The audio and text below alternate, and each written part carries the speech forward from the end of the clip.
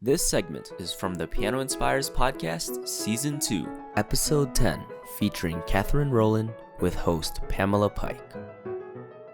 It sounds like teaching sort of chose you, or you found your way there, but it seems like the composition piece was always a part for you. So yeah, continue on. Yeah. Well, what happened is that I want to pay a tribute to William Gillock, who was the first pedagogical composer that I was introduced to. Later on, I became friends with and mentored by a wonderful composer, Lynn Freeman Olson. But it started with me discovering William Gillock.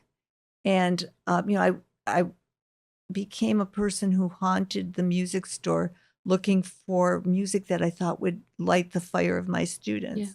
And I found his music, became a giant fan. And something happened to me that I thought, this is an area where I could write the melodic music I want to write. And I also really understand the needs because I'm so into teaching, and I'm teaching a lot of elementary students and those coming into intermediate. And I think this is, something I want to do. And I just started writing pieces. And to say, I gave some of my students actually in person to William Gillock, and he wrote me a letter a couple weeks later saying that he thought this is what I should do professionally. Well, that was the word from, a very important mentor. Yes. And so that's how I got into it. Wonderful. So I wonder if you might talk a little. I mean, your pieces my students love them, Thank you. Pre-college through adult students, because they're beautiful. They fit the piano. They sound lovely, but you understand the pedagogical needs of a student. I mean, that's very clear.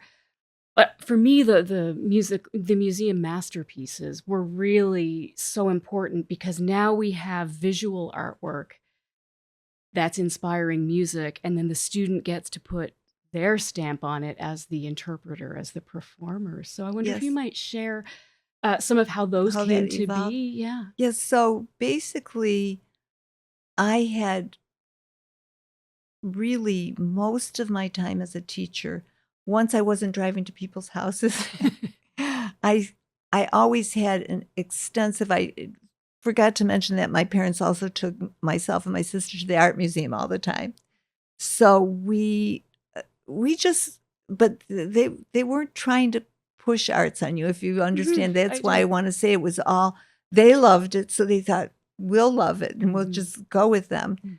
But from a very young age, I collected art books.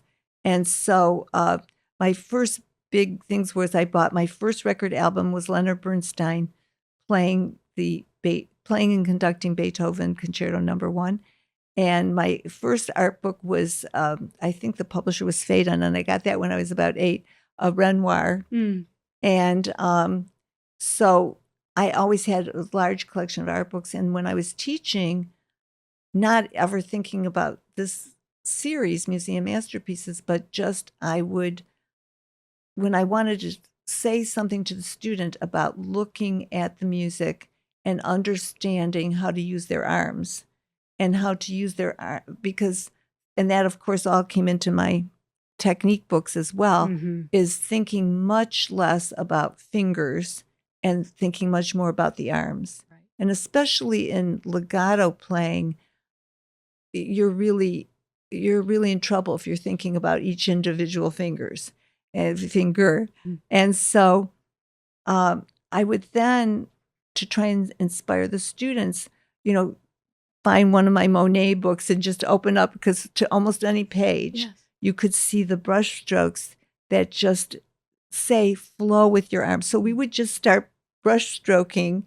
And so one of my favorite pieces that always had some artwork imagery was the Arabesque of Debussy, No. 1, because you have da da da da da da da, and so you have your left hand coming into your right hand, and so the biggest enemy of legato is the thumb, or can be. It can be the greatest because in my technique books, I have this thing, thumb roll. Yeah. The thumb roll can facilitate the most fluidity. Right.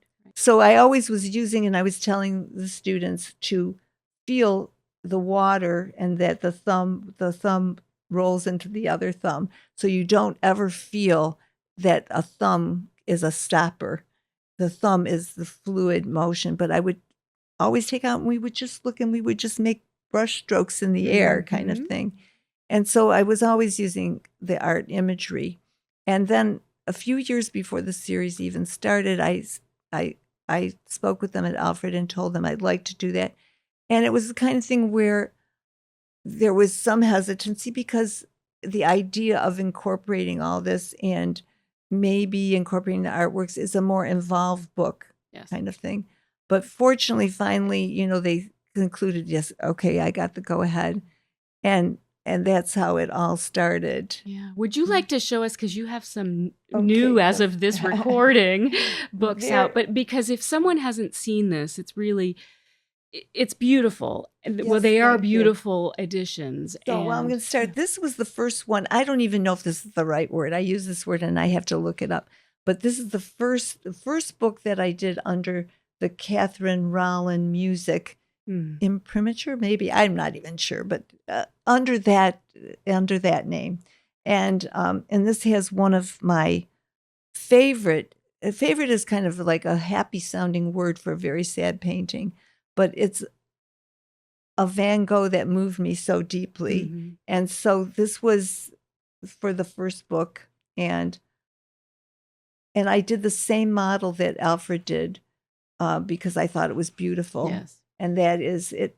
In each book, there is a 4-page art insert where you can see the artwork.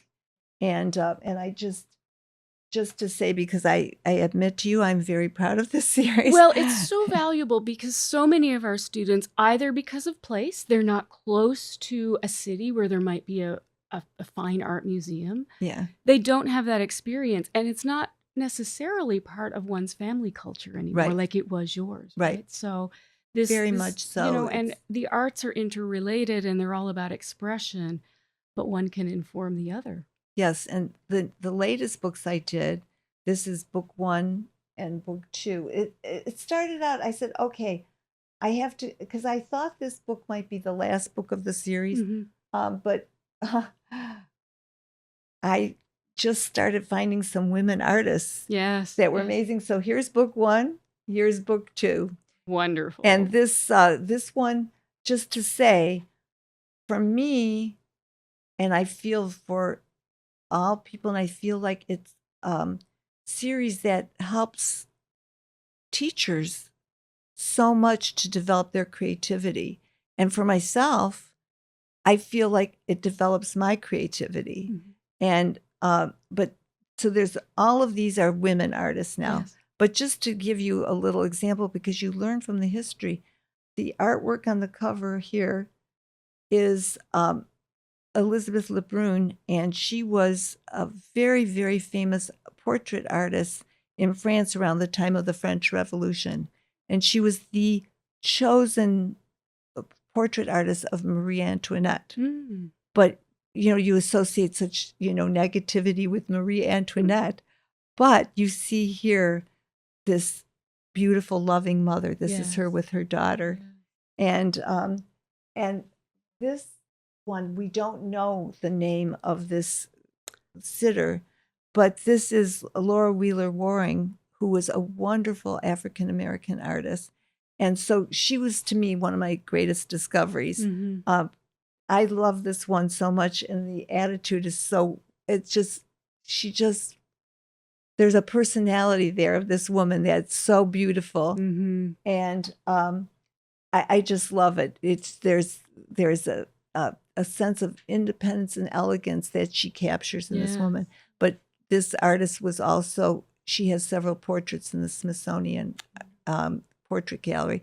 So I think, though, that not only does the artwork inspire people, I would show some art and ask people, what speaks to you? Yes. People, like, I showed them that cover of that beautiful woman, and people were inspired by her presence. And then with the mother and child, people are inspired by the mood of that. But basically, I feel that the artwork